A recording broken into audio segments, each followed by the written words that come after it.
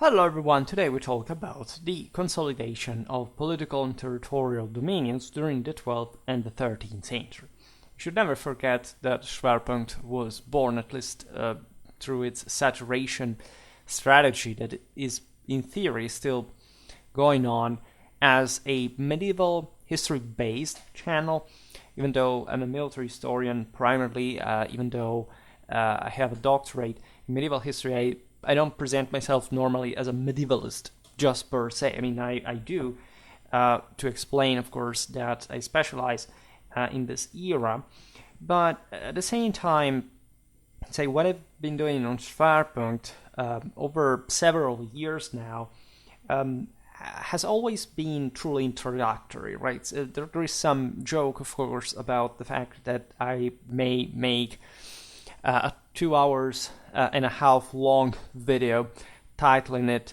and literally structuring it as a very short introduction, which I thought to actually title very often an insultingly short introduction, considering the importance of certain topics, even as the warfare of a specific region during the 11th and 14th century. And yes, obviously enough, you cannot cover that in 2 hours and a half. But that is actually also already from the sort of more in focus picture. I have some, at least I developed to some extent through my studying, but also through Schwerpunkt, that is at least a secondary part of the whole, in, say, not abstraction as such, but abstracting in the sense of being able to simply look at the thing from the above and looking at the essentials, at the general, rather than just this more or less detailed picture or another. As I was saying before, what may seem very specific, some of you even tell me, as those, for example, regional warfare series, sometimes I'm amazed at that. Oh my god, I thought that this was such a specific topic and instead made 3 videos, each 2 hours long on it. Well, even if it wasn't that specific, like if I make such a work, it's really not. And of course, but to some, at least that would seem specific, but then there is actually a much more, there is first of all probably an interest of mine and I think a general effort and also methodological exercise in trying to look at the whole. The detail in this sense does not stand without the essence and vice versa. And so every once in a while I take the chance to revive a bit such capacity that, like, if you definitely don't train, will sclerotize over time. That's also why I vary the content a lot.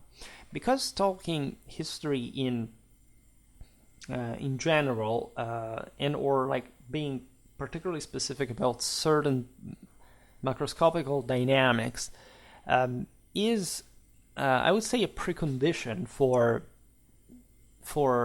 further competence and also specializing capacities. I will not start complaining once again about the current academic affairs regarding hyper-specialization, the fact that basically even very precise scholars tend to just remain within their own sphere of influence and never coming out of that, even for a quick gaze.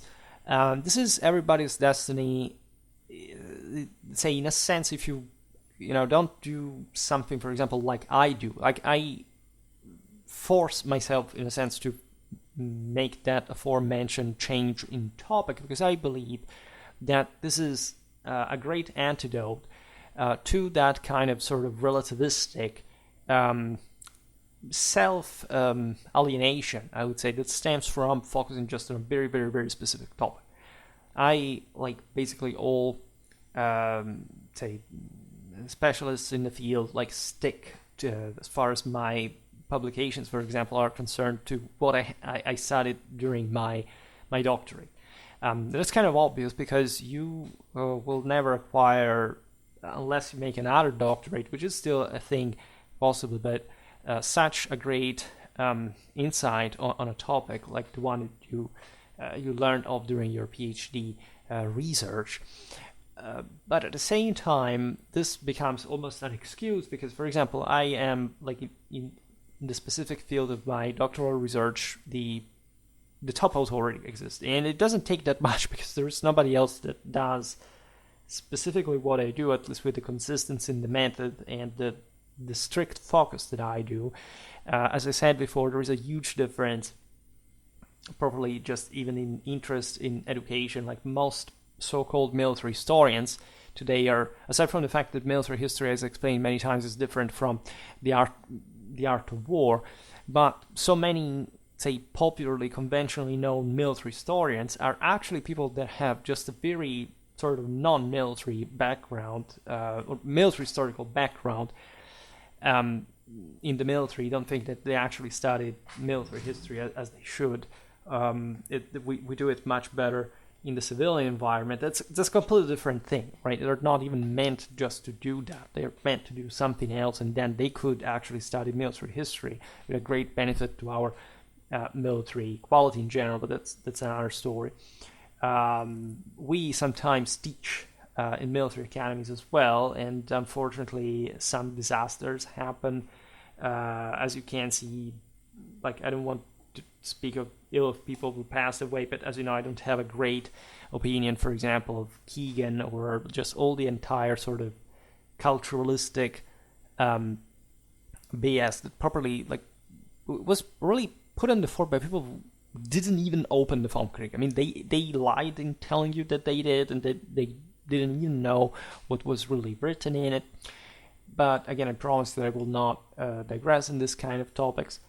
What I mean is that I see, to make the long story short, continuously scholars of also some severe caliber that, having very constantly narrow research parameters, tend to practically become immune to any kind of even of solicitation, like of influence, dialogue capacity, because they think they are, I don't know, because they are specialists in that specific field of medieval history, that, for example, they understand, thinking that they understand medieval history.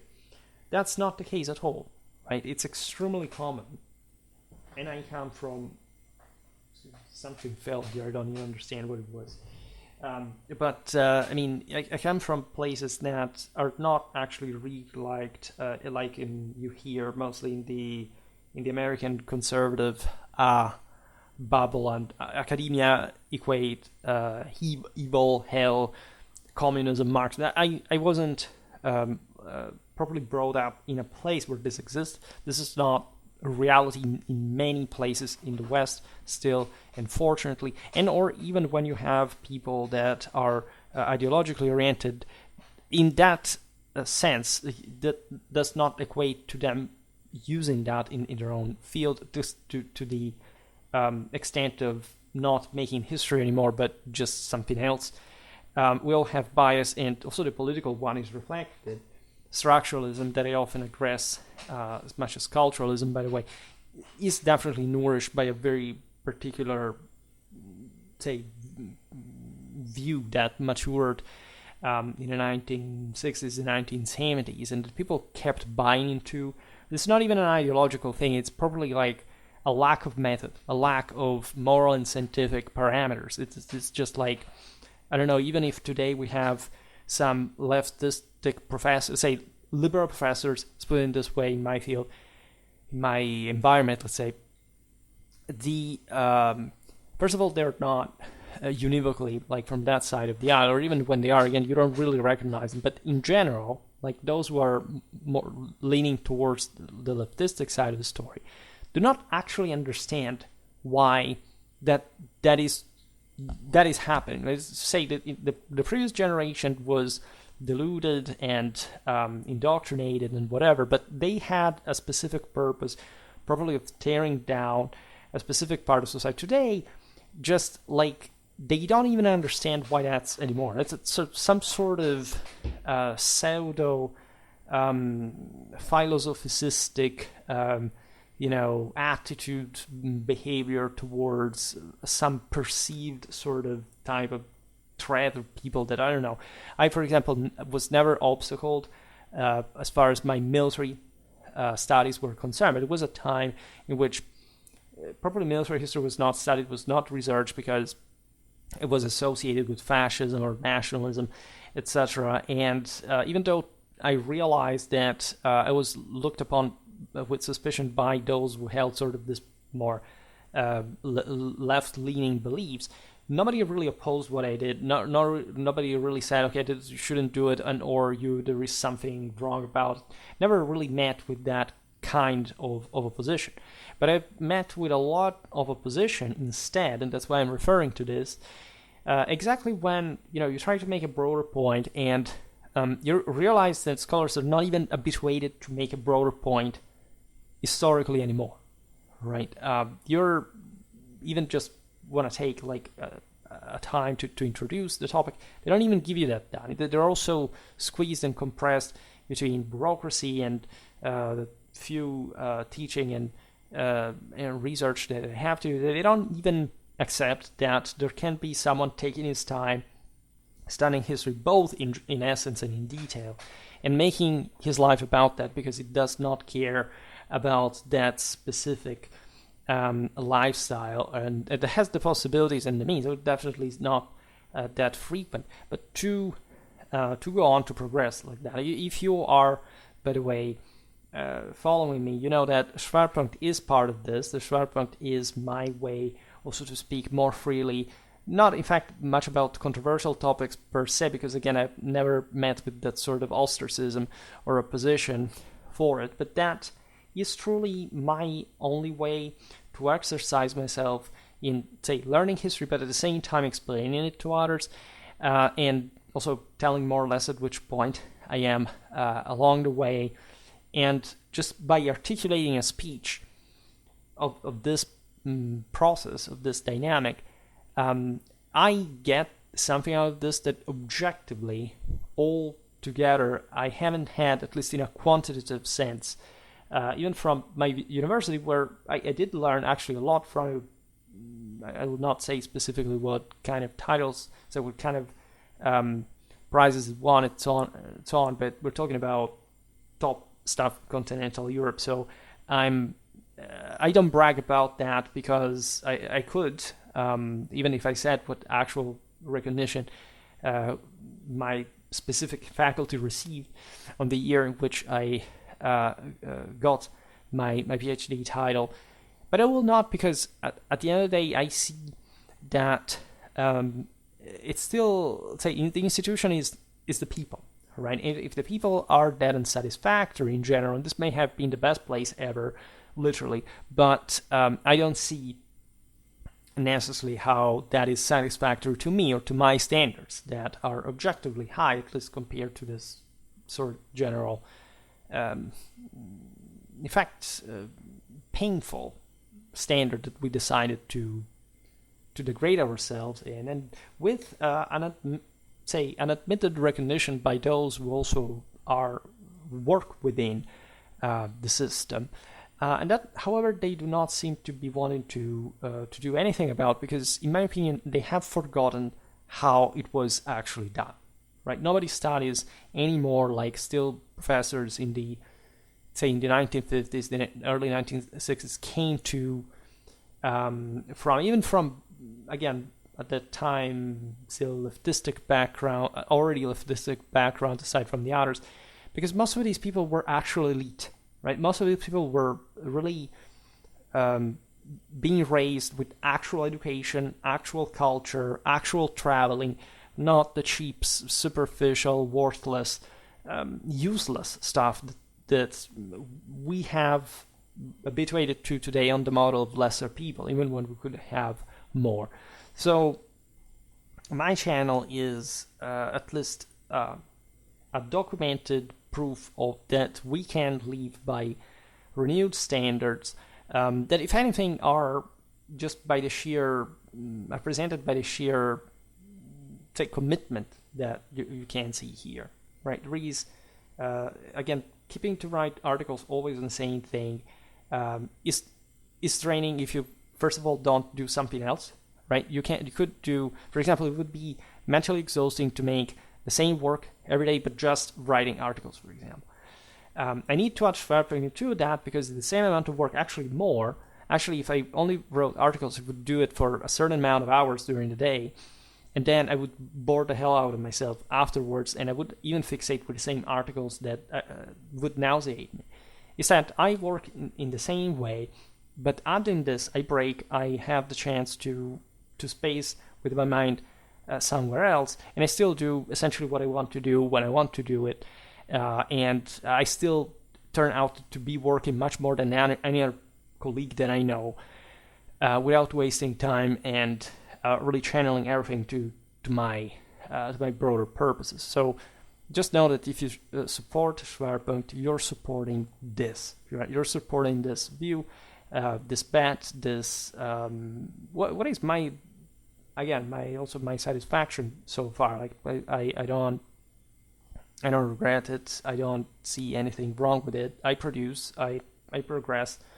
I don't see why, other than of course like material issues, like other people who are in the field don't do it, or they just accommodate themselves, sort of acting as if they were professors, only in a directly proportional way of how failed they actually feel about being or wanting to be one, and always progress by yourself, then things will come. This has always been my philosophy, and every time I did what I wanted to do, it's not just that I succeeded, but I succeeded within the system.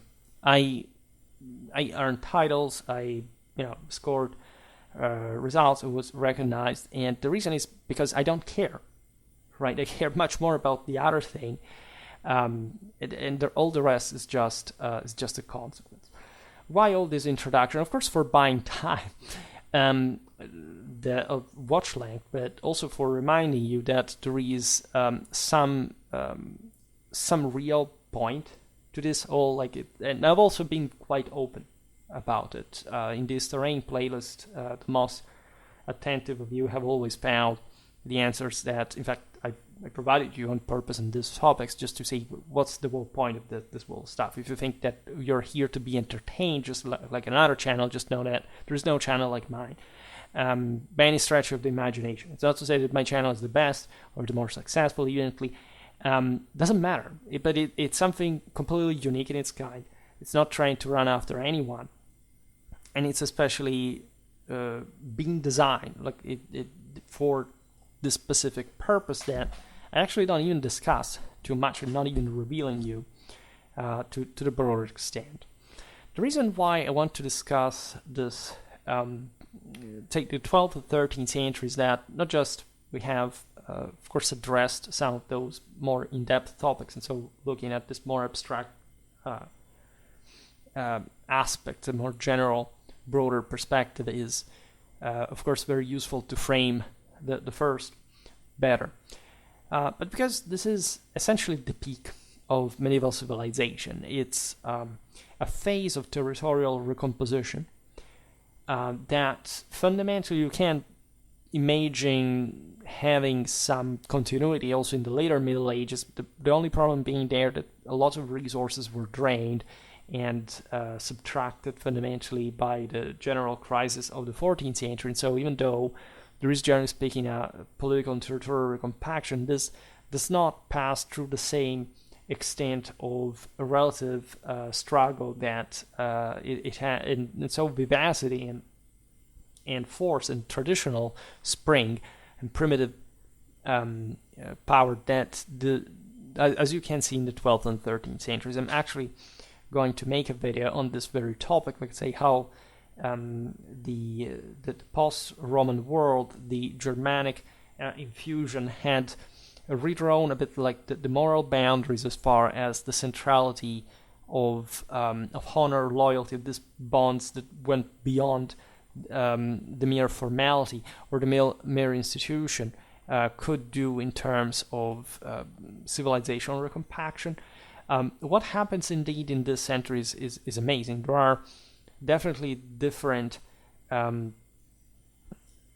say, outcomes we will see today, but that definitely reached its peak in the greatest of the feudal construction. So this is to say, the Western Frankish kingdom, at this point known properly as the Kingdom of France. And we're overall, of course, well aware of how the essentials, also the compaction of various Western European countries really occurred. That's why I made the historical region series. And we see quite clearly very distinct patterns. In this 12th and 13th centuries, definitely the phase of territorial recomposition from the post-Carolingian fragmentation speaks, first of all, of course, of forces that had been born from within the same post-Carolingian disgregation. If you look at the early medieval map, you realize that more or less the bigger chunks, or some even bigger chunks than ones of the later Middle Ages were sort of quite clearly outlined, more or less, again, Italy, Gaul, the Iberian Peninsula, Britain. And that, what occurs in the following centuries, definitely springs from a ferocious, but very, in this sense, very rewarding competition. It was really ruthless and brutal. Like hardly people have been treated in a generally harsher sense than during feudalism. But I speak in general, right? Not much the peasantry per se, as we'll see now. Probably those who were to rule and to hold the imperium themselves, giving each other incredibly a harsh time. But in this managing really to compact, in fact, unprecedentedly solid and sort of still existing political systems at the root, that we should, in this regard, evaluate a bit more in their origin, and not attributing simply to the presence of a people or a given people, because things began to develop in ways that were really new compared to the previous centuries, really in a broader civilizational sense. But you see, in medieval Europe, you do not know, also in other feudal contexts, right? Nor even just single elements, even outside of feudalism, strictly speaking, which is like the communes or properly the universal powers, the papacy and the empire, are something extremely innovative, but at the same time effective. All right, I will not digress also in that current of conservatism that actually sees the struggle between the papacy and empire as an actual issue in itself. Right, this is not different from what the same lay rulers were doing to one another in terms of the ferocity of the struggle, but also there is an organic, a corporative and properly Catholic dimension in the competition and the strengthening of the entire system. Strengthening the entire system through the competition of these inner forces, that it's also a bit difficult not to observe its intersections. It was nothing antithetic in the even the ultimate sense of what was happening in the actual moment of the struggle between the papacy and the empire, who continuously supported each other for that matter, and recognizing each other as universal authorities. That, if anything, they wanted to prevaricate each other rather than eliminating, and this often is quite misunderstood. Right, you cannot really have a sun without a moon. You can't really have one principle without the other.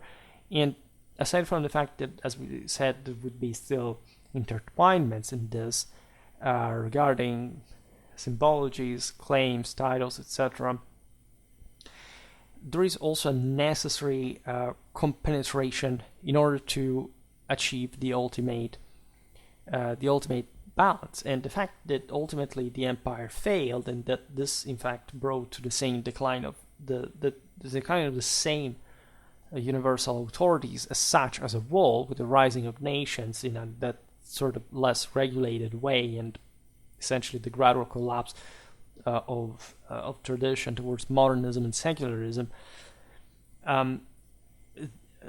really highlight the ultimate problem of the empire, is to say, if you are worth of the world, God will give you that grace, will give you that imperium. And the mere fact that it didn't happen is not just, of course, ultimately dramatic, but you cannot be blamed on anyone, as the power potential within man is infinite. And so if the empire had enough force to succeed, the church also would have been integrated properly in a more strictly traditionally doctrinal sense of subjugation of the feminine element, etc. And also, by the way, the church would have not taken herself on some specific military, so imperial virile characters at some point in her history. So everything should be really understood with a bit more of seriousness, if anything. First of all, from a logical dialectical point of view, then also a traditional doctrinal one. And it's especially impossible not to see what, let's say, civilizational output emerged from this most intensive phase of the struggle. Here also the 11th century, for that matter, as the at least more open, violent, let's say the beginning of the more open and violent confrontation. Made some videos incidentally exactly on this. Because during this phase of territorial political recomposition spanning the 12th to 13th centuries, political forces seeking to establish more extensive and cohesive dominions managed to essentially add on those communities that they were trying to control an unprecedented level of civilizational achievement. Of course, you can discuss also, compared to the origin of the actual tradition, how the Middle Ages was more fragmented, how there was in fact even just the aforementioned incapacity of the empire to take over the entire system or to regulate it in stronger ways. You have in the history of mankind two, say, a double thread that goes different ways. I mean, if you look at the sheer material power, you realize that this has actually increased over time, but the moral one has decreased, because it's largely automated, but in ways that in this sense are not really adding on the possibility of fostering further moral power along the way, but just becoming increasingly dependent on that matter. It's not a problem of matter, it's a problem of people, as always.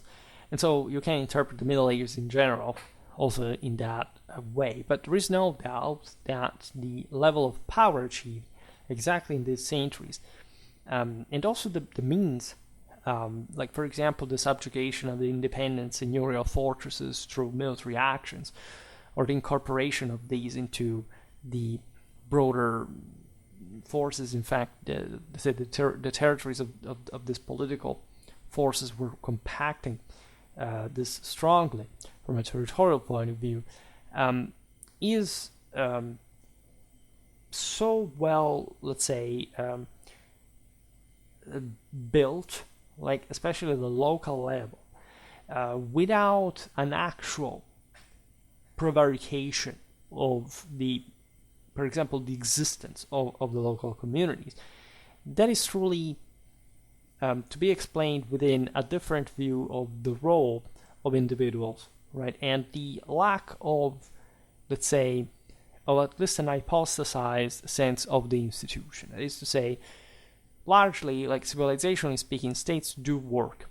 So what actually was happening during the 12th or 13th century, new states were being built because the 12th, the 13th century is probably the beginning of, say, stronger fortresses, greater administration, say logistical systems. You had the introduction of like more, say, better defined central officials, like figures that do really depend on some sort of more idealized government. But at the same time, these institutions were alive through the traditional concept that those who were handling them were virtuous, were hardly in any other time in history. And even in the one of the West, you have such insistence on the bonds of honor, of fides, just Rome, like the early Rome, and great part of the reason why she managed, in fact, to surpass any other civilization in the history of mankind, and in relative terms, is the insistence on this original quality of the individual as far as the relation with the divinity was concerned, and the fact that there was a respect towards such figure, like the idea of Roman citizenship, that is, at least in the early period, truly corresponding to a hell of a sacrifice, right, in order to be obtained in the first place in blood, and so in the most traditional way that identified the Roman permanently as a soldier, can be found in the Middle Ages, after, of course, the exhaustion of those same forces, the Roman side, historically embraced by the Franks, let's say, that those who really reaffirmed the imperial nature of Latin Germanic Europe, and that, however, adapted it to the particular temper of the time, that is to say, a much more privatized system in which actually a great part of people had literally been exhausted, so an incredible disproportion in the amount of wealth concentrated in the hands of few, and that in fact also increased during this time. Like the 13th century properly is the peak of feudalism and the superiority of the few, of the mounted elite on the battlefields, in council, etc. But still, with a sense that this achievement had truly been like the response from the rise from the ashes, that required that focus on individual prowess, and also almost a desperate mission of the knightly elite to incarnate those absolute values of standard force and concentrate it even more in single individuals, for which all the other peoples had to work to revolve around. It's sort of sad that we haven't sort of interpreted Roman history a bit more in this regard. Naturally, the Romans, when they came to start the world domination, were a more primitive people that were much more similar to a tribal one, and so their social differences actually were much less pronounced than, again, in medieval feudalism, because they were that sort of compact and rigid and thought to be of that virile stock that had not been spoiled by any other possible divergence. But of course, you have to understand the Middle Ages exactly in this second stage, in this later stage, that had just, of a much older world that had exhausted itself after the Roman enterprise, and that these people were with the increased burden of sin that derived from that experience for mankind, trying to remold according to the sense desperate option, struggling out of it as single individuals, and again, ferocious competition that wouldn't leave most of the rest of the population capable. And what is interesting, however, is that if you look at Western Europe, this population was actually capable. During the 12th to 13th centuries, the same communes, for example, managed to beat the emperor at a point. You have an unprecedented level, for example, there of egalitarian, and also peak in the world peak wealth concentration per capita. And we've seen it often in the video, especially about the Italian communes. It's as if a part of Romanity had survived definitely. It's not as if, it is literally that, into these communities, just as much as it had survived in the Germanic Empire as a Holy Roman one. And so I promise we will come back on these topics sooner or later to make further the point.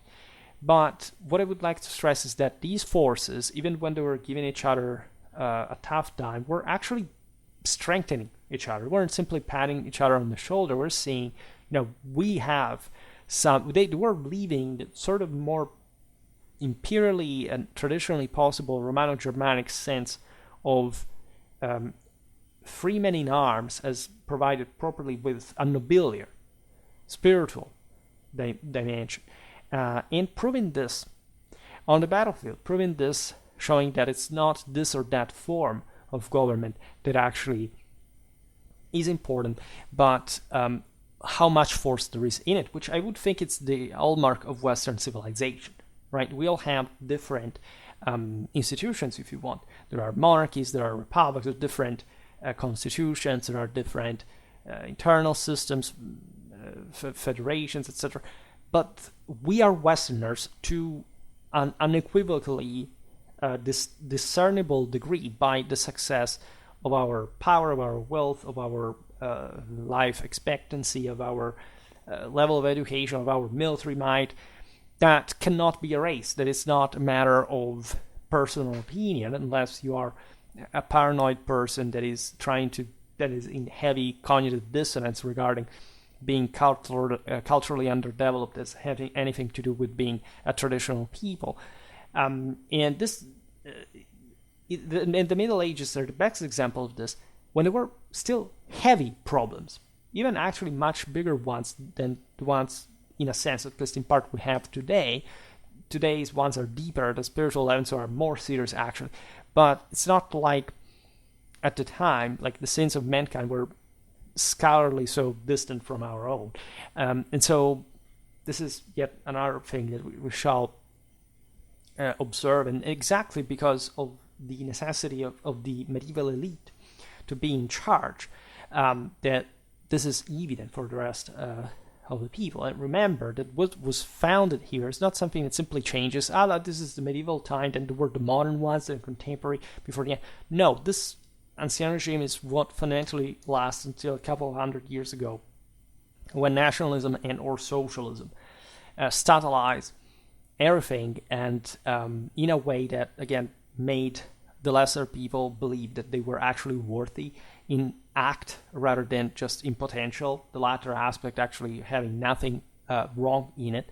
It was a fundamental principle both in Rome, with the elevation to that citizenship, that is to say, wielding the imperium. The same goes for the think about all the cadet knights kicked out of their abodes, just touring as errant warriors like the Europe, the Mediterranean, and beyond, and creating things like the Kingdom of Jerusalem, and much more, right? So it's giving a chance to those who have the capacity to exploit this. This is yet another hallmark of Western civilization: incredible, expansive capacities, led by enlightened elites, giving an opportunity to the lesser elements when they actually have that value to be spent and capacity of enacting it, right? So there are ups and downs, and one can always debate how things can and will always change, but here we're talking about the past, not about the future. But you understand why it's important to discuss, for example, like a period like the 12th and the 13th century, not just in hindsight, but in function to our own. What is that we can learn from this? For example, when such territorial recomposition happened, so in many ways it was just military conquest, but the aforementioned powers coordinated, so the successful ones, the ones that, as we've seen also, the very kings of France emerging as just one of the many provincial powers, of course advantaged by already some continuity in the reception of the the inheritance of the royal title, but still emerging, literally having fought just all their other vassals against these and emerging victorious, and in this sense destined by God, and with an enormous mystics revolving around this imperial cult. We made multiple videos explaining the essentially imperial nature of the French monarchy, that this was really the leader in the West.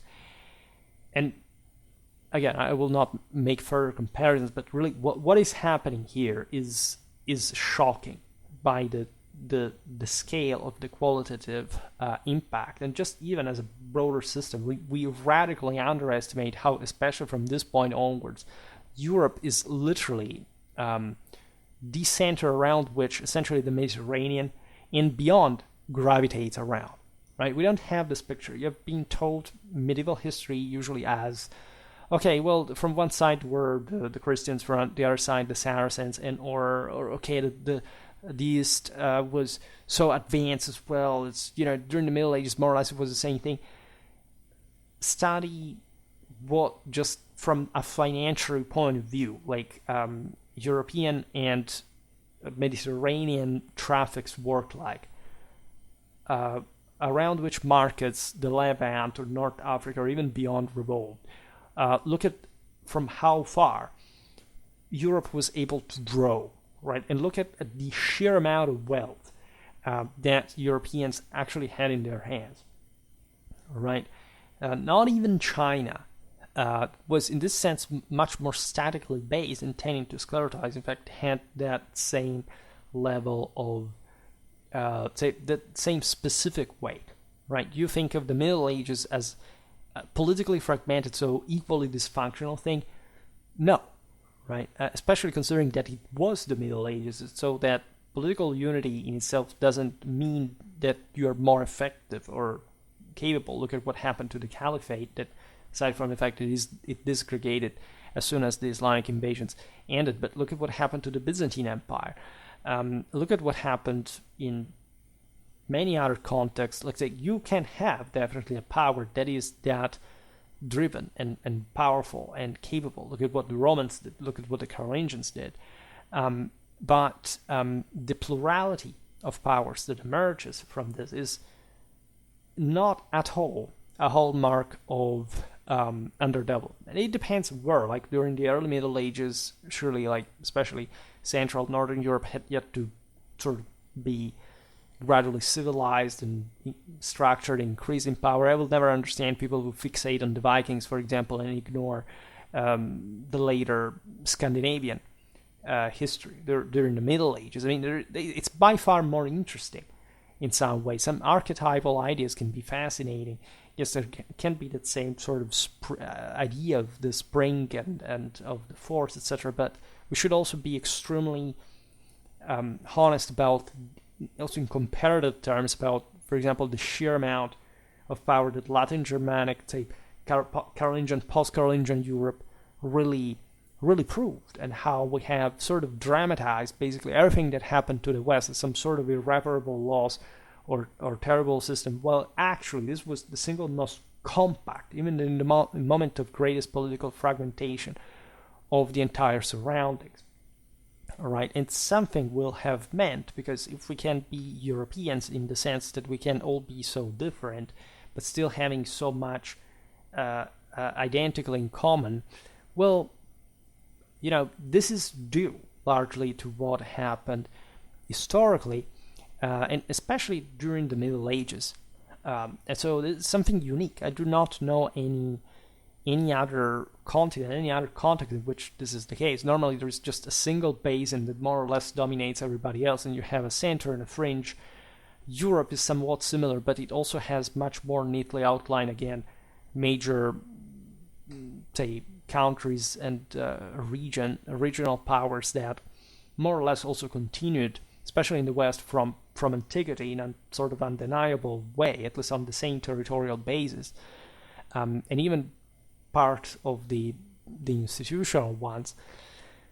It's incredibly a very important, as fascinating topic that you can get only on this kind of talks. Again, if I made surely I will at some point, especially for my open source publications, make entire videos about my publications, but let's say, again, you cannot understand that specialistic side of the story if you never stop reflecting about why the Middle Ages were and say why they are important, and so why do we even study, right?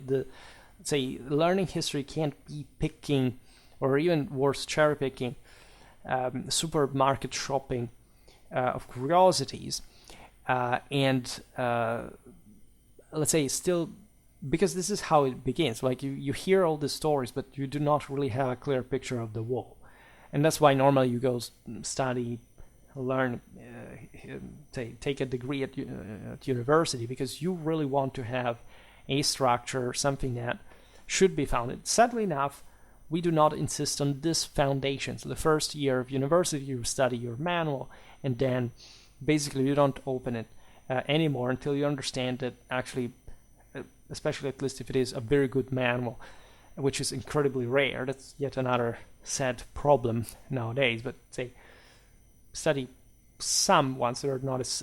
I gave some advice in a question and answer video regarding this, how you should approach the Middle Ages, and it's really plenty of, let's say, of titles that at least you can start approaching. But a manual is crucial, right? Having a mind, because that's what it gets down to. It's not the printed paper. It's the sense of meeting with a mind that has seen the Middle Ages as a whole, that spent his entire life researching and looking at these sources, and is able to formulate to you such informed judgment. That is priceless. Right, that's what I'm trying to make actually on Schwerpunkt as well, in part from the strictly historical point of view. Naturally, it's YouTube, so it's something very different. But it's not like, as you see, that I spare time or energies to just sit here and every day to add yet another brick to this construction, because you can't really do it in any other way, especially the Middle Ages. Because at least as far as I'm concerned, like the main reason why I like the Middle Ages, the thing that at least gave me more satisfaction to appreciate, is exactly this fragmentation. Like, my question was, I want to know, and I still have it, I want to have a clear idea of what was happening, let's say, in every single place here, state by state, let's say, and that's exactly what I do in the original series, because how will you learn the Middle Ages otherwise? Yes, you can make also more general points regarding, I don't know, especially historians of socioeconomics are fixated with this, like, sort of general picture. But not even Dan can simply say, okay, the Middle Ages work like this. Honestly, only on Anglo-Saxon manuals I saw this effort, with also like some sort of pretty objectively disturbing disproportion of, like, in the, say, the hierarchy of importance of regional relevance, in fact, already indoctrinating people in that kind of not just insular and provincial, but properly anti-traditional, anti-universal sense that, I don't know, it's just focus on here, don't look at the rest. There was nothing to learn. There was not like the answer of your life and the meaning of existence answered there. Don't watch, never care about those. And that's unfortunately how, also culturally, the directions that culture took. Why do you think that, I don't know, people today, even in the conservative sphere, think that, I don't know, studying history thoroughly, seriously, for a lifetime is irrelevant? After all, I read a couple of historical notions and I think I act as if I had gotten it all.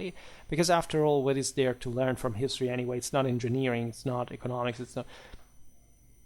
That's not just the cause, but the consequence of severe cultural inferiority. It's not something that, indeed, like a person living in a post-traditional world can understand, just because exactly we live in a society that literally does not even imagine what the issue is. And even when they find out there's something called tradition, etc., they start deliberating regarding what this is supposed to be in the first place, against any doctrinal evidence or just macroscopical, in fact, historical awareness. And so everything gets twisted, everything gets sort of buried. And what I care about instead is evaluating objectively, in a comparative way, every single country, every single polity, every single community for, however, the meaning that it had within the wall, because that's truly the only universal value you can, and say discriminate between right and wrong, you can find, like morally or scientifically. What's the point of just looking at a tiny thing and pretending, even if we're only your country, like you will never know anything about your country. Doesn't matter how long you live there, how much you read about it, until you actually study the rest of the world. Zero, right? It's completely worthless. There is nothing valuable to draw from it until you do that. Because even if you are convinced that, of course, you can't restructure power from your country, you cannot never understand how power works until you evaluate it in comparison. And even at that point, you will realize that in the bigger picture, like your country, just by living in 2024, is the product of an anti-traditional reality, right? It doesn't matter how much ethnically continuous or sort of, politically connected with the past it is. You live in a time in which, in any country in the world, wherever you live, the fundament, perhaps just in the Vatican City, any fundamental is rigged, right? Almost beyond repair, right? It's not that you cannot find traditional values in your country or in others, but aside from people that have severe problems in recognizing what these are, like, again, exchanging culturally inferior peoples for, traditional heroes or whatever, that's not how it works. It's actually the diametrically different way around. The sense is you really can't derive what you need merely from, and by definition, a finite reality. Unless you control the universe yourself, you can never be content with any fraction of the same, whichever it is, right? And this was extremely clear to your ancestors, and that's why they would have been disgusted by you, because objectively, what is there to even boast? Seriously, manly speaking.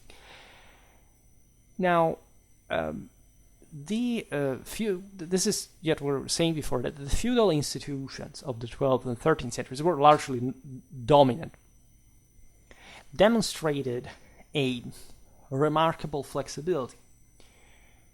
They were employed without causing significant disruptions to the existing lower systems of local power. This is incredibly important to stress, right? Unless you leave, but not even in that case, because it happened also relatively rarely. Like, even think about the Celtic fringe or Scandinavia or other places that also, in case, were brought down violently by some external power, like in the Baltic, or they. It's not like that they simply razed to the ground what existed before and simply rebuilt something else. If anything, actually the greatest powers did the exact opposite. They were essentially and obviously preserving what existed before, also because there wasn't really any other way to rule, as always, and simply placing it within the great traditional hierarchy, the Imperial Catholic one, so that they could be renewed, revitalized, right, through the same grace, the Holy Ghost, the Nika, the Victoria, that passed through the Imperial and the royal media by the intercession of the Church, wherever you want to see that, for that matter. And again, there is a reason if the Church existed, definitely not a negative one, if you have the minimal understanding of how much the Church coordinated the same expansion of the system. Just, this is the ABC. This is what truly you learn in a medieval history manual. If you have missed that, you may have missed basically the entire history also, because if you don't know this, it's not just about not knowing the Middle Ages. It means you don't know anything, even before the Church or Christianity, or even, especially even after, because you don't understand the reason why it happened. So it's just the traditional fundamentals are not there. Again, I would even advise some video I made, but there is a history of Christianity, history of religion playlist. There is plenty of stuff that you can really check out without me having to point it at you, except I know, unfortunately, that most people just watch every video that I upload every day, maybe, but rarely even search for. I'm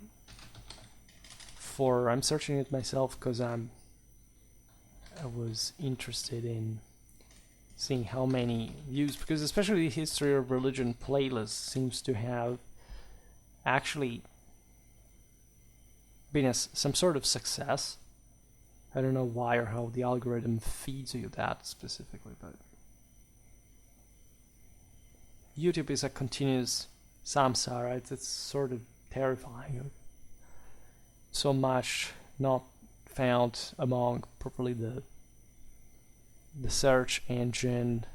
The YouTube forcing you to watch ads without even making you change the page. In the meanwhile, it's terrifying.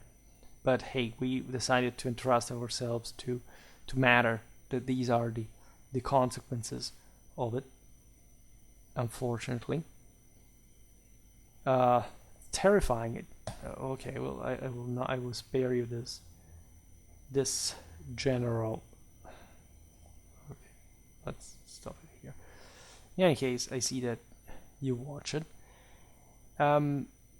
So this flexibility that we just discussed is crucial, because there is a power in tradition that is based on the redemptional principle. In other words, if you have the chance simply to be recognized as a ruler in virtue of your power, and not just you don't, because evidently that would be automatic if it were the case, but you go on simply destroying who's in front of you to an extent that someone who doesn't comply, to an extent that can be a mean, right? Exactly, because we are fallen in nature. We are actually destined to pass through blood in order to revitalize the world, right? So there is nothing you can do in order to avoid this. It's a sin, but there is a redemptional chance even in that, if carried out properly. The question is that the mere destruction, of course, is useless, because you basically are in disposal, at least tangentially, of, say, infinitely, of a great source, of a great potential, but you are just cutting it short. Now, again, there are reasons why wars are fought, but there is also a matter of outcome and a matter of general worth, right? General cost-benefit ratio. And definitely, when you look at the expansion of the great medieval civilization, the peak of this great universal world, you realize that the aforementioned flexibility was not backing down, right? Or simply, saying sorry. All right, now we will just bend to your will. We will not hurt you, whatever. Had nothing to do with that. But it was virtuous, in fact, virtuously successful to the point of facilitating political coordination and permitting the coexistence of overlapping of, notoriously in the Middle Ages, especially from the high one, post-Carolingian era as well, multiple jurisdictions that at the same time in turn tended, in fact, to orient themselves hierarchically according to the legal frameworks imposed by the feudal institutions that again, still at this point, were fueled by a great deal of actual virile example and individual worth and might. So this is absolutely obvious. We know very well how the general conception of any kind of community in the Middle Ages was called universitas, right? It's the idea that essentially every community is organized and oriented towards a single aim. That's literally what in Latin means. And so this allowed, in a corporatistic idea, each one of these communities to be oriented, of course, towards the same, well, hopefully towards the same goal, right? The fact that they would take on, for example, a distinctively hierarchical character and form, obviously was heading towards like the affirmation of these communities in the same towards also the model of the same universal authorities. This is to be seen in every field, in the lay, in the ecclesiastical one. Interestingly enough, they were also all, for this reason, communicating with one another. We've seen how, for example, the civil and the canonical laws were basically developing from the example of each other's institutions. The same goes for the papacy in the empire and the struggle and still cooperation. This is true even, in fact, in the crusade and the military organization, the struggle for leadership, the development of, the same statal resources to build fortresses, and think about how war creates a hybrid in civilization, how there's a relation of reciprocity in all this. So this competition, as brutal as it was, as incredibly sort of militarizing also as far as society was and politics were concerned, in this picture, were strengthening, were stiffening the robustness of the various communities, and so as such strengthening the very backbone of European civilization. And this is really, really cool because the sense that Wu was, even within the universal authorities, what was being fought against was not the institution per se, but just those who weren't fit to handle it. Also because it was a sacred, God-given institution, allowed Europeans, in this sense, not really to hate each other. In this sense, yes, there were major conflicts. Think about the 100 Years' War. Think about, in fact, the investiture controversy and more. But it's not like these powers were founded to, as a mission, annihilate one another. It was completely different from, for example, the wars with Islam. All these powers were essentially coexisting. I don't know if you ever thought about this, in part because also of the incapacity of simply obliterating each other by the times means, but consider that also the politics that had emerged recently, like in their history. Think about even countries like Poland or Hungary. Like, it's not like that they existed from millennia, but these were founded and remained to this day, together with the other major protagonists in the Western world, and they manage to coexist because they know that they are framed within a broader universal reality. And still, this again is not 100% complete, but it doesn't mean that there are essential differences in this regard. This is also true from a religious point of view. Think about the Ruthenian Palatinate that decides to convert to Roman Catholicism in the 13th century, or think about the collapse. Also, the Byzantine Empire was there to represent Rome, while Rome was evidently framed within another system. By that point, it was actually in a sense, responsible for the same destruction of Constantinople, which is another thing. And people don't recognize this Western solidity. They just focus on the setbacks or in other issues that, even just looking at the map, you realize are based on very often instability of the fringe areas of Balkan, of the Eastern world, and not of Eastern Europe. And not much on the actual core of what we think of Western Central Europe. And this, I think, is incredibly significant in European history, also for the centuries to come, really. And so what Europe achieved at the end of the day on the basis of kingdoms that, as we were saying before, were largely established in the Middle Ages, it did not exist before, really. And this went on to be also the major European countries of today.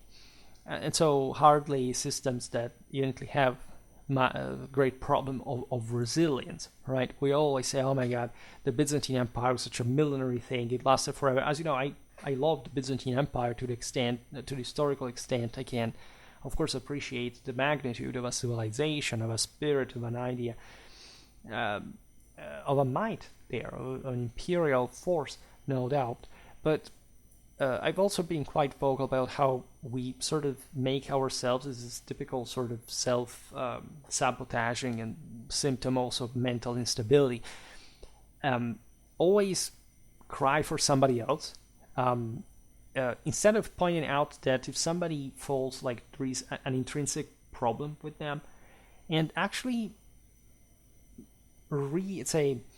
rejecting to an extent our own accomplishments. And so seeing obviously that this is just like the spoiled kid that always wants to win and doesn't see what kind of potential he has, maybe just even the capacity of winning by himself sometimes already present, and just being dissatisfied with the discontinuity rather with the fact that he can learn something from it and step further. I think that the West needs to actually see itself in this way instead. And as I was saying, yes, the Byzantine Empire, how long do you want to, like, of course, if you look at the origins of Rome, it's something else, but say from Constantinian times to 1453, what about England?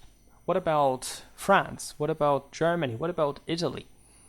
What about Spain? More or less, these countries were coming to be into the sort of institution, like the contemporary ones that we know. They're maybe just a couple of 100 years old in certain cases, but there is no doubt that the continuity is millenary, that specific regional culture and identity was not shattered, especially in Western Europe, by any major sort of event that sort of obliterated in some ways. In many ways, especially the post-Carolingian countries are very evenly and neatly outlined historically in that very sense of themselves. They already, of course, existed before since ancient times. And so in that regard, you can argue that also the Byzantine Empire was an older continuity, if anything, of an Hellenic reality. And I'm very much the proponent of this idea, as a matter of fact, because the Romanity is not misused as a term, but it's sort of overly used for the Byzantines, and not realizing that the Romanity led in the West, in the Latin Germanic West as well, and even more actually, considering also what the West was able to do during the Middle Ages. So in this sense, I don't really see how we could unsee this period and just conceiving it as some sort of weird time in which, as if, the paradox game, when you look just at the colors and the size of this polities on the map, and until it doesn't become the real one, the contemporary one, which hardly does in those games, by the way. I never played them, but I know what they're about, more or less. It's as if, no, it could be another thing. This was not the same country, changed name, can't change it. Or more or less, there is a continuity there, highlighted in the games as well. But it makes you much more, in fact, focused on the paradox, on the what if, on the sort of discontinuity, rather than acquiring an actual culture in your own identity, meaning cultivating your own historical knowledge to actually know what the countries you live in are, but also and especially in function of what Europe was, right? And knowing these countries, right? Not taking a plane for a couple of days to post some stupid pictures on Instagram as an exhibitionist, and just pretending that that's traveling. That's not traveling. That's how we basically told lesser people they can fake to be relevant. And this is going on from quite a while, frankly, to a level of disgust that it's difficult to assess. I come from an incredibly touristic place myself, and it's not that I dislike tourists and crowded places, but it's the point of realizing that these people do not come here because they have any idea of any trace of traditional meaning whatsoever. They're just that this is just a place where they can come to, I don't know, spend some time eating something or taking pictures of monument. That's pretty much it, right? That's a lesser form of being. It's an abomination, right? Considering the pure metaphysical power that our world here exudes, and that is all one with a much bigger one, right? It's embarrassing, right? And this proves, by the way, that because these people literally have the same attitude with their own country. This proves that people do not understand absolutely anything about their own countries, because if they did, they would behave differently also abroad. But they don't, because they literally have no idea. Nobody has ever told them. Their parents, as if they didn't exist, even if they existed, at least biologically.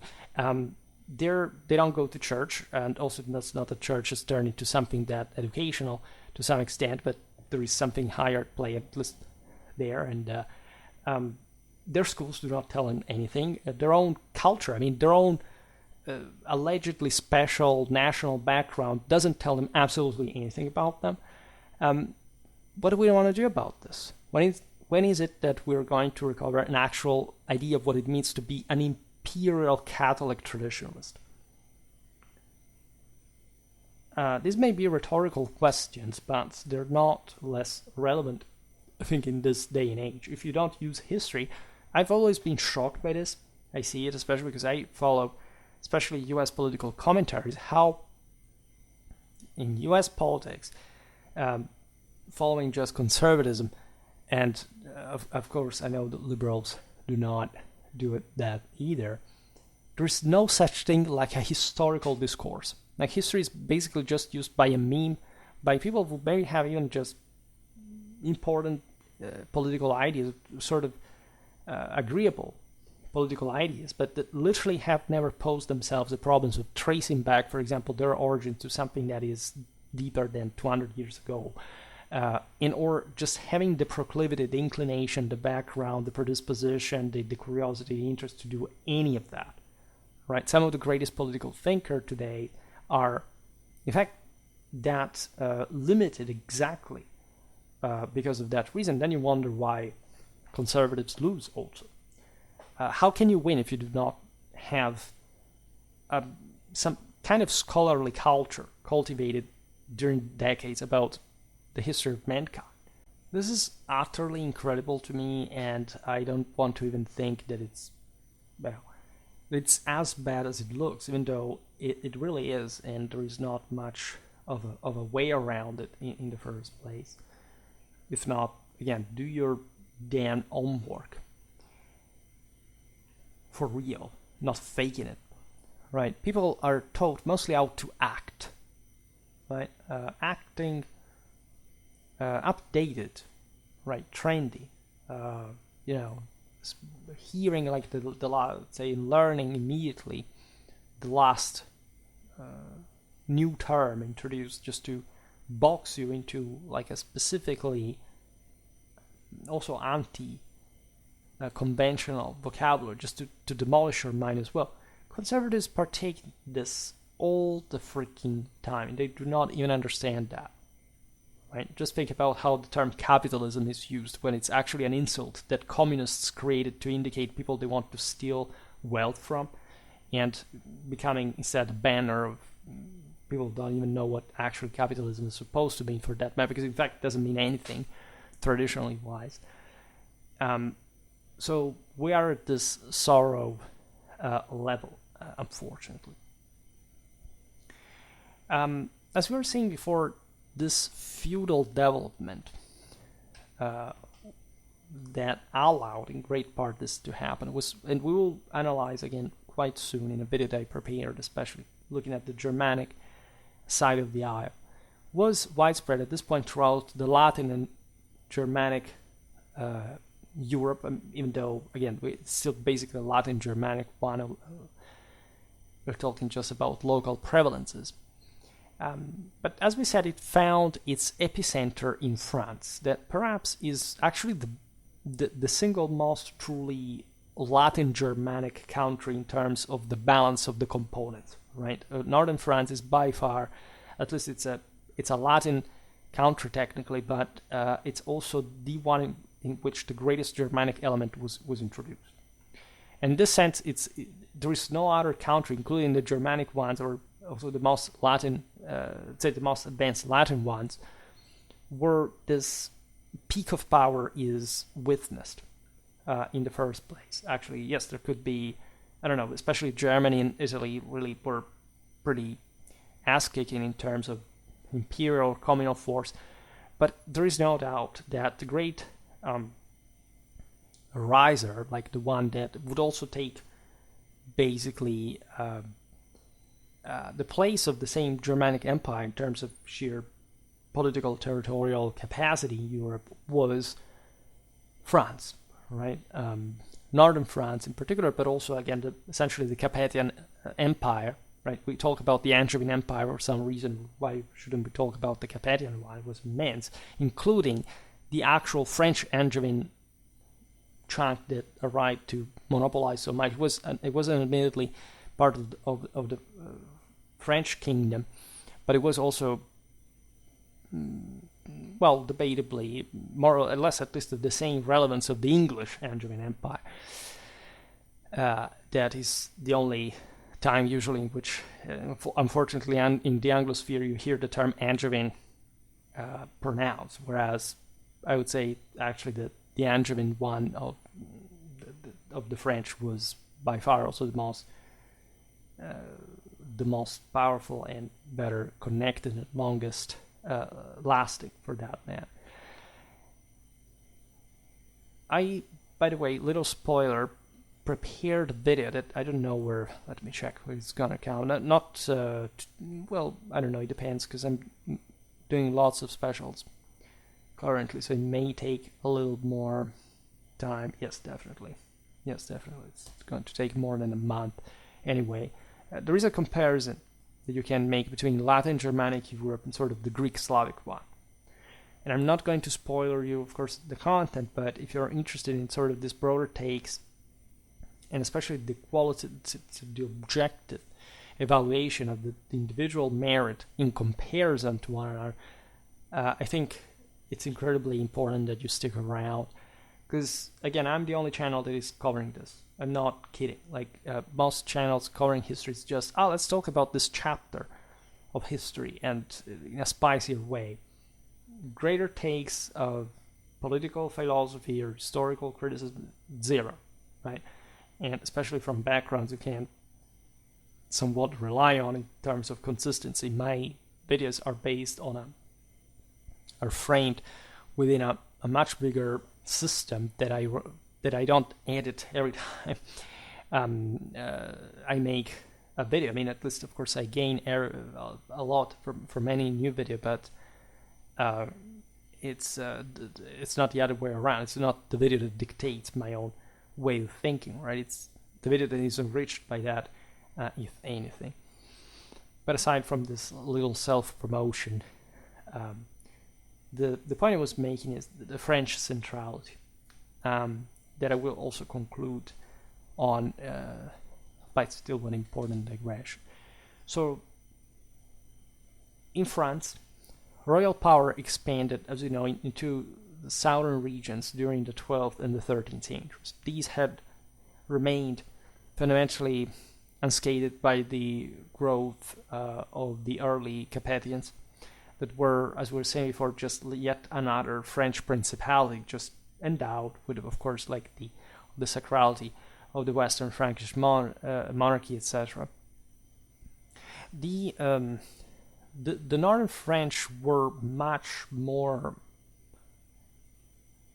politically, say, imperially and militarily inclined than the southern one. There was a hybrid between, say, a feudal system and a communal one. Like the greater example is, for example, the county of Toulouse. Toulouse being ruled both by a communal government and the local feudal count.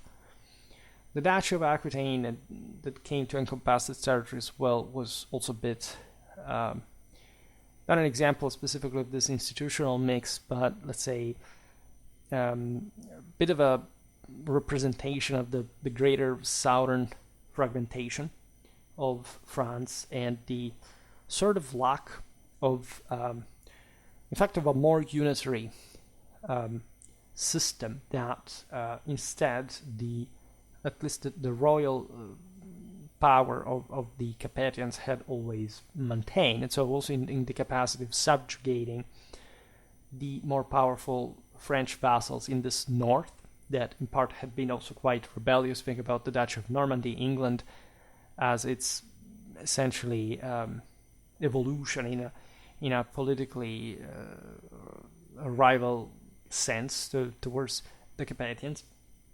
Hence, all those infiltrations. As you know, the peak of Angevin power, essentially containing more territories than the same royal domain and the vassals of the French king. That's a very important chapter. We haven't discussed it, as it's really would really be worth. And again, on Schwerpunkt, there is always this sort of tension towards the general and between the general and the specific. That is always an enormous struggle just to compensate. You shouldn't make even too many things in detail and too many things in general. You should also find an important meeting ground sometimes. Consider that the southern France, Occitania better, had really witnessed the evaporation of royal influence since post-Carolingian time. So there was really an era that this region had lived without being brought under any, even other royal power for that matter. There were some Aragonese infiltrations in southern France. That's basically it, right? There had been historically also the Arabs showing up every once in a while back in the day, but these territories had remained largely alone and sort of decentralized, and this actually hadn't helped them to grow, to develop, right? This southern France is very similar to Italy, except that Italy still developed its much more robust urban and ultimately statal culture from also within the same Italic kingdom and the Holy Roman Empire, in the struggle also against the emperor, and so compacting in a radical way. Occitania did not really make it on its own. Also during the Angevin Empire, essentially they were, and as they would be, as if you look at Guyenne and all those territories where the English sort of reappeared historically, like we until the French Revolution. We were seeing it in the video about the French Wars of Religion, etc. Were not really capable of defending themselves on their own or developing against something more unitary. These territories would remain, in fact, relatively anonymous in terms of political power even later. Right? It would be more rebellious. They were the most difficult ones to control from Paris. It was in the northeast. It was the southwest. But in fact, this immense power of Aquitaine is often sung also in the cultural, artistic sense. Look at Eleanor and her children with Henry II. I made a video observing how, also the the literature of the time spread at an elite level all over Europe, from Germany to Sicily, thanks to her offspring. However, did not really have much of a consistency. It depended on England, and at the end of the day, the French, as you know, managed to beat their opponents at the Battle of Bouvines, having risked, by the way, to be crushed by actually one of my favorite English kings that everybody hates, but that I think in that condition was a hell of a ruler in the first place, that is John. And again, I made some videos about Angevin, England. I talked about John and explained my position. We'll keep talking, obviously, about him.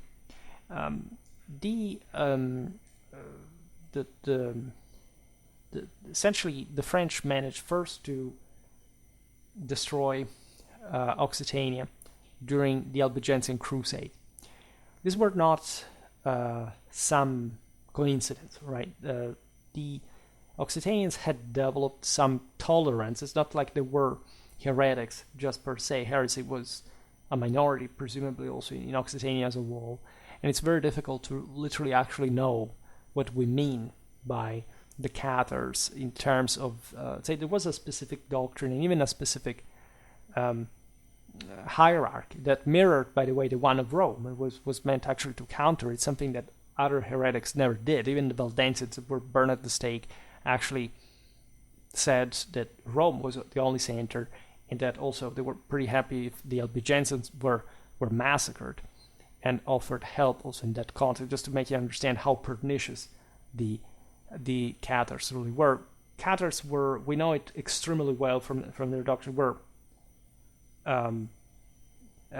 vegans, in a sense, embracing many aspects of feministic, communistic life. They were the counterculture of the time, but in a much more vicious way than what we see even in other heresies. These were some of the descendants of the most pernicious Manichaean Gnosticism, and of course they denied essentially real tradition. It's somehow weird how people still believe today that Gnosticism has anything to do with tradition, just because actually they're anti-Christians and they want to pretend that the Imperial Catholic tradition did not exist before Christianity, and they're a little problem doing that, I would say, especially if you ask Schwerpunkt and watch his videos based on this. In any case, there had been some general... Here, Occitania was on its own. This is after Bouvines, as you know. Actually, it's going on in parallel to an extent. Philip II of France, he's the one who, by the way, changes the name from Kingdom of the Western Franks to the one of Kingdom of Royaume de France. He's also a guy that officiates the same mass, right? He has a pretty strong idea of the sacrality of rulers, and before Bouvines he does that to show who's in charge. And while he used mercenaries against the English and the Germans in the north, he sent all his unruly vassals to break their horns in southern France, because the Cathars may be just essentially scumbags, but they can entrench themselves in the incredibly impervious castles of southern France. And so there is an enormous war that basically destroys Occitania entirely. And so at the end of the day, by the way, Simon de Montfort dies, so basically all this Crusader state that had been created by him disintegrates, and only later but the country is exhausted anyway, and at a point under Louis IX, that is really the greatest ruler in the French Middle Ages, but the 13th century in absolute terms of the strengthening of the French monarchy in its greatest splendor, inherits dynastically these southern lands that are at this point compact compacted, so that all these territories belong to the Western Frankish kingdom. Philip III would go as far as trying to invade properly what had been the Spanish mark of Charlemagne, so invading Aragon, Catalonia rather, and failing right, for that, right? But that technically did belong to the Western Frankish kingdom that was historically also controlling Flanders, etc. We made lots of videos about all these contexts, one specifically, in fact, about the relation between France and Aragon during these very years. We talked about the autonomistic attempts of Flanders and more. It's a huge history. But to make the long story short, Louis IX basically manages to reunite largely what had been France. Not entirely, there's Britannia that is somewhat autonomous. Also, the Guyenne does remain actually controlled by the English, but always as vassals of the French king. And so, with a very precise hierarchy that at this point reaches the peak, right? The 13th century is the moment in which Germany is actually exploding into pieces and will start rebuilding itself not from the from a more properly regional, private regional basis, aside from an attempt of uniting the entire country as a national monarchy that failed, unlike England and France and the Bavarian monarchies that were expanding further during the Reconquista, channel driven by that, at least absorbing great part of their also internal forces. Germany is also pretty big, by the way. It's sort of very complex as a territory, and so it's difficult to simply reunite as a whole. It doesn't quite have clear boundaries anyway. It's starting to be particularly developed also in the 13th century, very populated as well. But at that point, the imperial monarchy collapses into again a much less public fashion, and they have to start rebuilding everything from scratch. It's very complicated. And France is the unmatchable power in Europe at this point. It's not just about France. It's, as we were saying before, the French Angevins that take countries like Provence, like Naples, Sicily. They also invade Greece. They have rulers later rising on the thrones of Hungary and Poland. They also sort of compact Italy under a Guelph hegemony, at least. And so we're talking about a shockingly large amount of power that this enormous French axis that stretches from the Channel to Epirus can really boast. This expansion gradually gave, specifically in France, but in general, emanating from the same country in all these other ones. Again, England was fundamentally Normanized, already by even before the Norman conquest. There was a massive Frankish influence, and it would keep happening. Germany, in a sense, gets civilized from the French side. The Italians also were pretty much affected by French culture, literature, etc. The same Iberian monarchies essentially draw help, models monarchically, feudally, military from France. We covered this stuff very, very often. It will always come back, and it's because the sheer power that was triggered by just Clovis baptism and establishment properly of an imperial hegemonic force in Europe is something that keeps putting out an immense amount of civilizational capacity.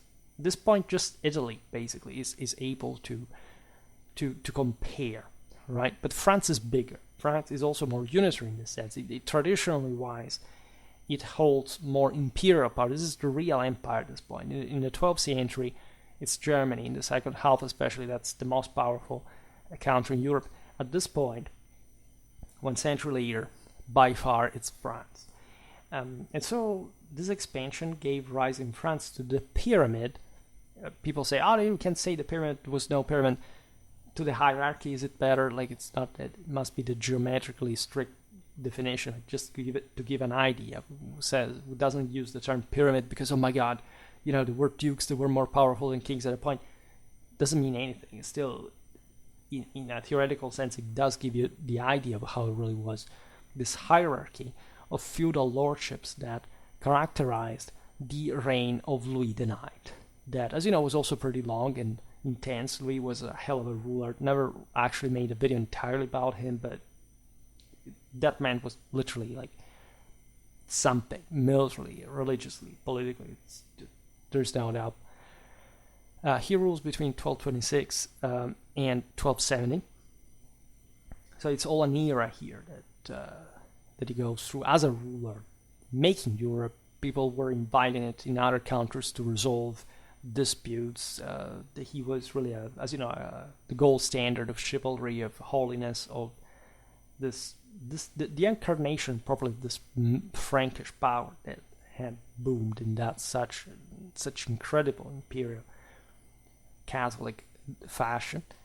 Louis is also the guy that, in fact, starts to, as I was saying before, really defining that pyramid. If anything, if there was a feudal system representable as a pyramid, does start happening in France under Louis IX, also de facto. Before, objectively, it hadn't been like that. Yes, there was that order, there was the sense, of course, that a king was institutionally more important than his vassals. But de facto, yes, like the Duke of Normandy could be not just like the King of England, but as a matter of fact, just as a vassal, as a Duke of Aquitaine, etc., could, summing all these powers, could be more powerful in France alone than the French king, even though, again, here we're just calculating things by, even if it were just by community and landmass, right? But of course, the political ties,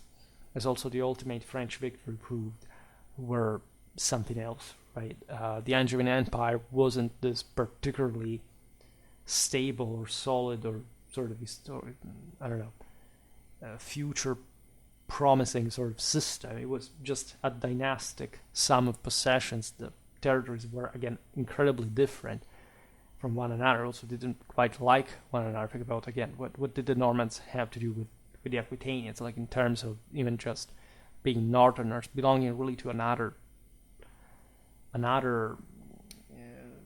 even if it had been just for the political gaming, all like the Seine and the Loire, let's say the Seine Valley and the right bank of the Loire were, we've seen it in different videos, just developing a different military culture from the south. We're much more interconnected, organized, linked, etc. The south had been left largely on its own, right? It didn't have any major threat like the Navarrese, the Aragonese weren't that sort of territorially powerful to simply invade that territory, also causing concerns from such a bigger northern neighbor. In the east, you had Burgundy, that was essentially a failed state, and anyway, nobody was going essentially to hegemonize it, even though it technically belonged to the Germanic Emperor. At sea, you had the Italians basically monopolize the entire picture. So, like, there wasn't any, but even more than that, any sort of local precondition for some strong regional power. It had fragmented dramatically. And this is true since, by the way, the early Middle Ages, by the way, because these territories had been mostly controlled by the Visigoths, and in fact, in a historical sense, they maintained a strong Visigothic vibe, also quite consistent connection with Spain to an extent. And they enjoyed this decentralization by staying out there on their own and just trying to escape concentrating efforts, right? They were rich, that's true, but they were divided and not so vibrant in a also individual sense cohesively enterprising as other powers, other centers. So this was the general point about this picture. It's not easy to simply, of course, discuss it, but when you focus on this Latin Germanic West, you can appreciate something that, again, it's very difficult to find politically and institutionally anywhere else, right? Let alone the radically shocking civilizational, artistical, even military, spiritual output. It's just insane. Like it's utterly insane. It's not. If you didn't know this was actual history, you would probably not even think this would be possible. Like with the sheer level of growth and of political compaction and sort of resistance of this awareness of this Christian West as a thing in itself. It's something we still live today. The rest of Europe really had a different history. Really had that. And again, that's why I will explain it in one of those videos. And I will try to be also as objective as possible, because I don't want to pass the message that I'm preconceived towards anyone to the point of twisting history or the evidence that I collect out of it just to make the point, right? As I often say, like, I didn't even notice things until I studied them historically. That is to say, everybody has their own personal, political, whatever, bias. But I truly reason in a different way. You can see it even in part from the early days of Schwerpunkt regarding...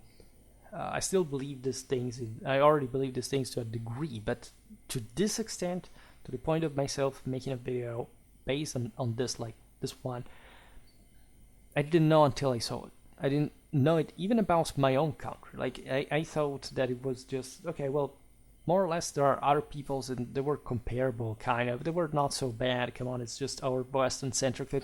No, it is actually much worse than you suspect.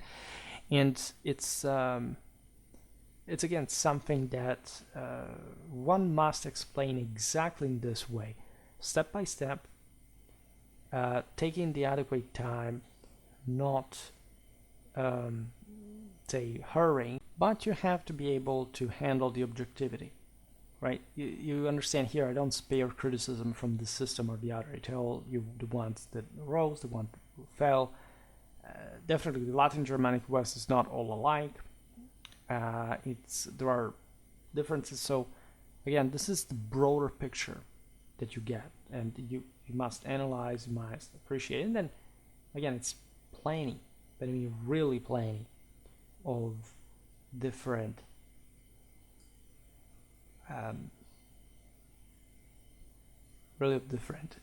info, but you must also be that, oh my god, I'm seeing here one map that I used for the video. I will put it anyway, but it has some mistakes, but anyhow, it doesn't really matter too much.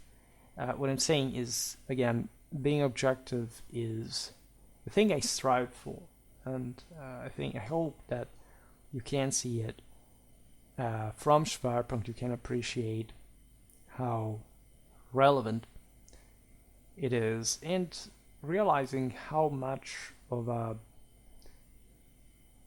effort it takes to appreciate history for what it is, not for what you want it to be, for let's say all the elements that contribute to such order, right? You couldn't express this judgment if you had just, not spent decades at this point looking at this. And of course, the longer you spend it, the more you understand. But if for this long of a time, like the evidence that you gather point towards this direction, and it's something, for example, that people don't want to see or don't want to hear, or maybe that you don't simply go out making conferences in the same way you make these videos.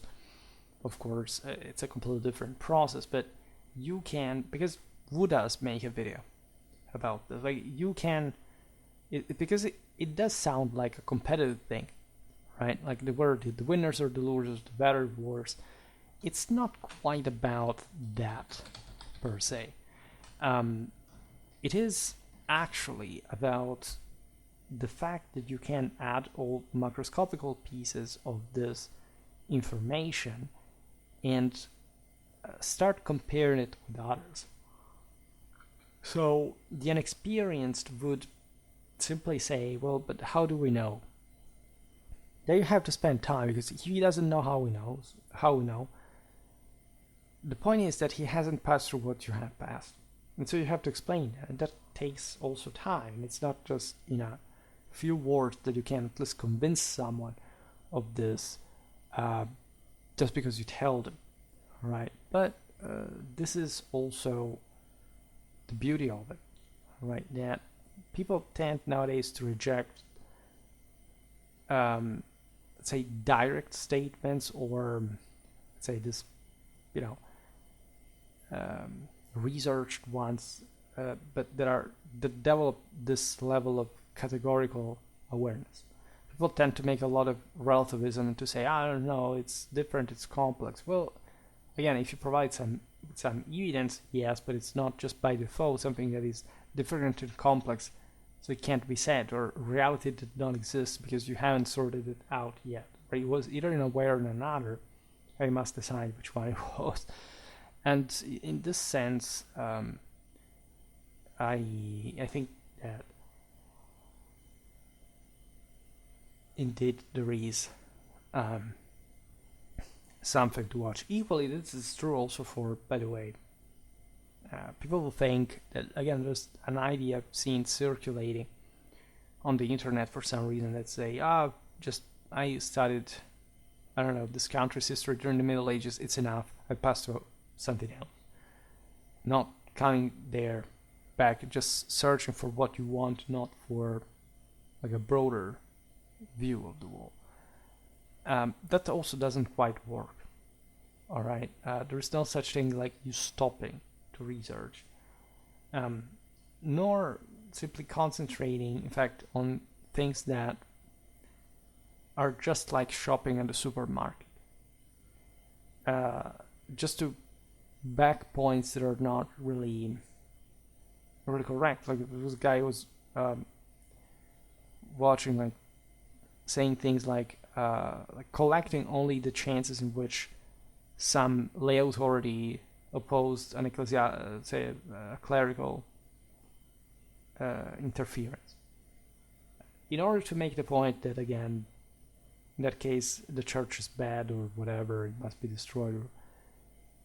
And that was his way of knowing enough about history of these places. It's not like he stayed, I don't know, 10 years, or he stayed that maybe 1 week, and for each country. So it's not like, again, this is not the culture I was talking to you about, right? This is not being European. There is a way,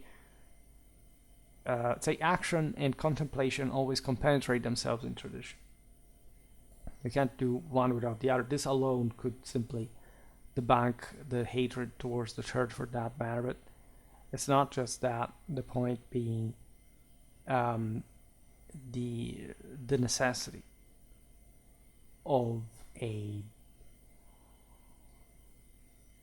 more concrete education on the nature of power, that I think is the one that people are sort of defective, scared in, because they feel threatened by power because they don't have it. All right, so they tend to elude it or to escape it.